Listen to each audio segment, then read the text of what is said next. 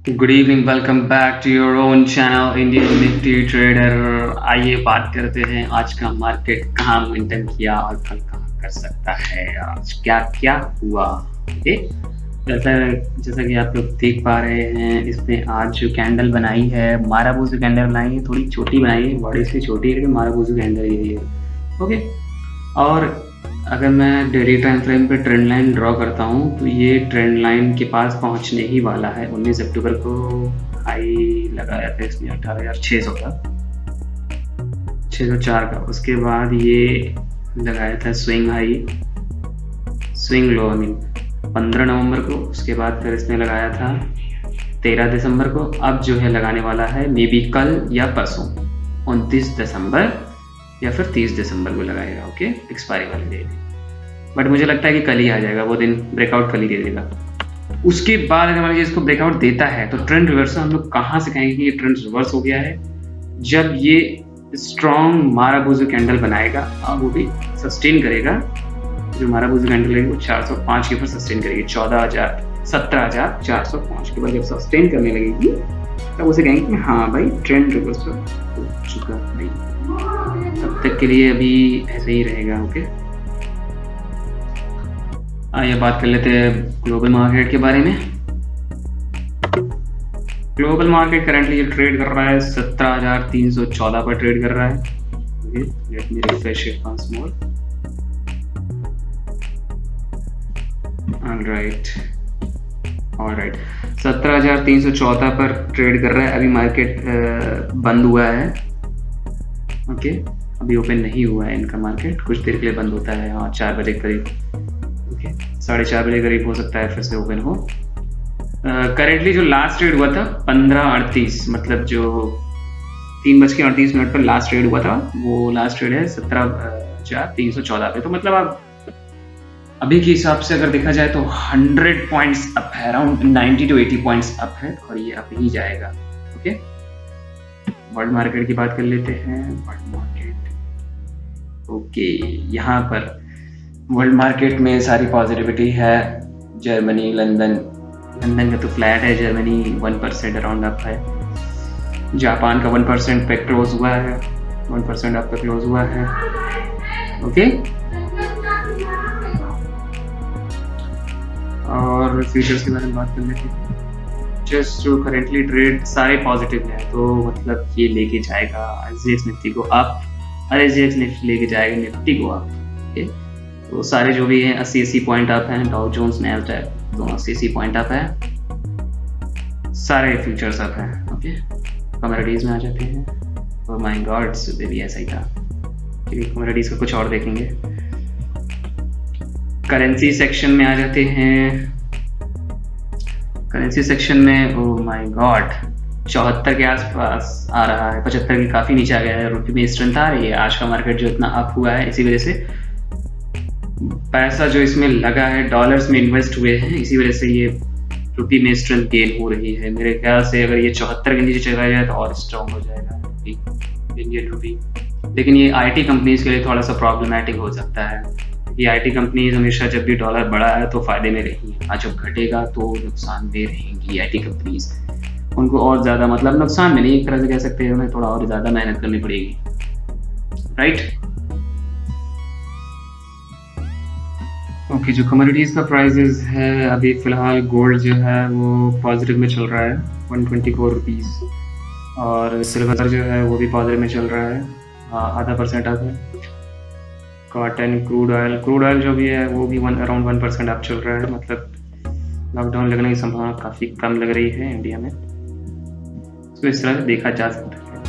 Okay, alright, natural gas का देख लेते हैं भाई, ये भी 1.68% अप है। और सारे मेटल सेक्टर सब मतलब फ्लैट वर्क कर रहे हैं, ना तो ज़्यादा आता है ना ज़्यादा डाउन। ओके, आइए बात कर लेते हैं निफ्टी के बारे में, निफ्टी के लेवल्स के बारे में। ओके, निफ्टी ने आज गैप अप ओपनिंग दी, जैसा कि मैं बता रहा था।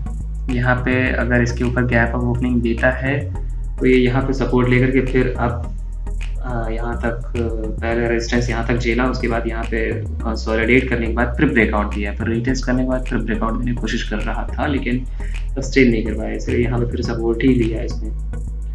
फिर यहाँ पे कंसोलिडेट हो रहा था, फिर सोचा कि डाउन साइड मोमेंटम दिखाया जाए लेकिन वो सक्सेसफुल नहीं हुआ। हो सकता है मे बी FII ने सेल किया हो लेकिन DII ने बचा लिया, और रिटेलर्स ने भी कुछ पैसे लगाए होंगे, थोड़ा बहुत परसेंटेज को तो पता कहाँ चलता होगा, 10-5%, लेकिन इन्होंने यहाँ पे सपोर्ट ले लिया, 150 के ऊपर सपोर्ट ले लिया। उसके बाद यहाँ पे जो है अपर कट दिखाया है इसने, अपर सर्किट, अब क्लोजिंग दी है 233 पर, 17,233 पर। तो आइए कल का बता देते हैं। वैसे इसके हिसाब से कल मोमेंटम जो करेगा, इसको 400 के ऊपर, ये ट्रेंड लाइन बड़ी वाली है, 400 के ऊपर ही होगी। ओके, 400 के आसपास इसको 400 कल अगर सस्टेन करना, अगर ट्रेंड रिवर्सल होगा तो ये पहली बात तो गैप अप ओपनिंग देगा, अराउंड फ्लैट भी ओपनिंग दे सकता है, लेकिन इसको जो है सस्टेन करना होगा 430 के ऊपर।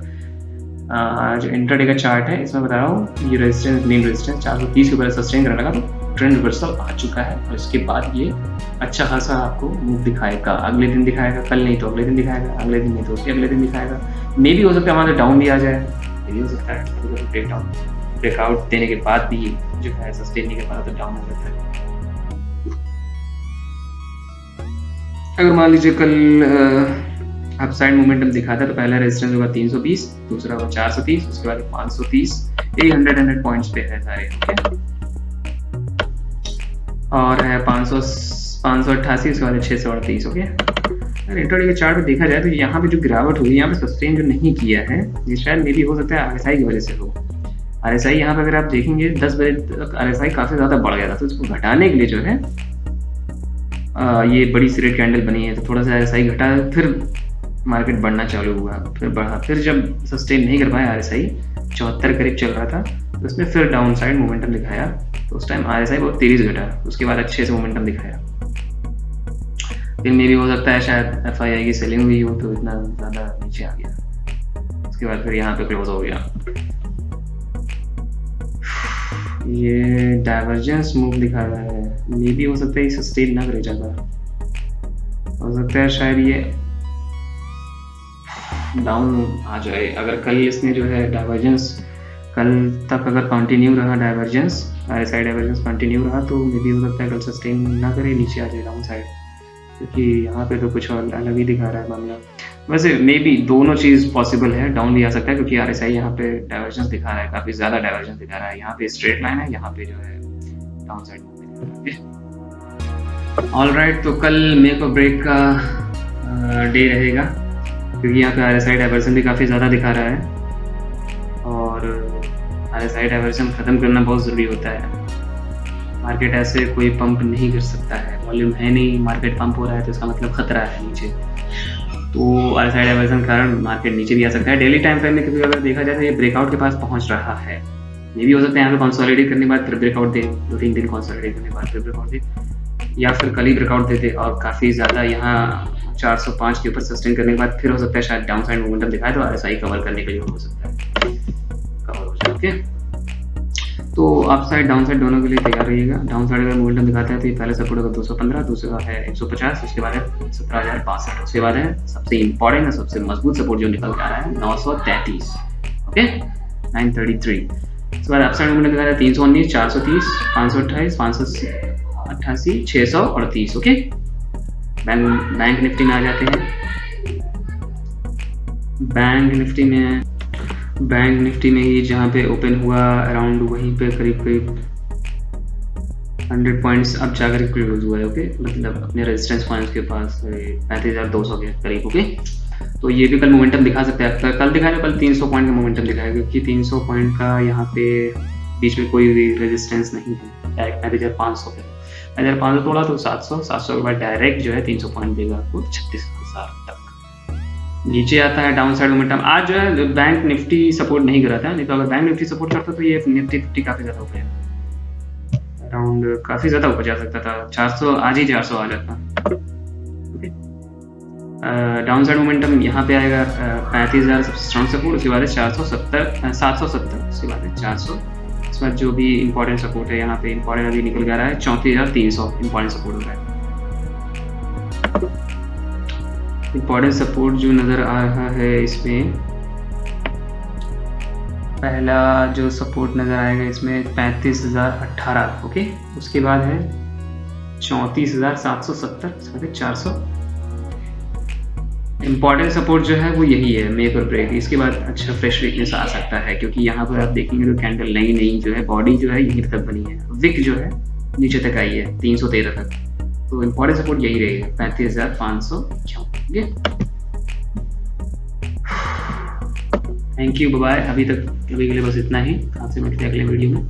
ये अगर मान के एनालिसिस आपको पसंद आए तो उस चैनल को सब्सक्राइब कीजिए, लाइक कीजिए, शेयर कीजिए, मज़े कीजिए। Okay, thank you, bye.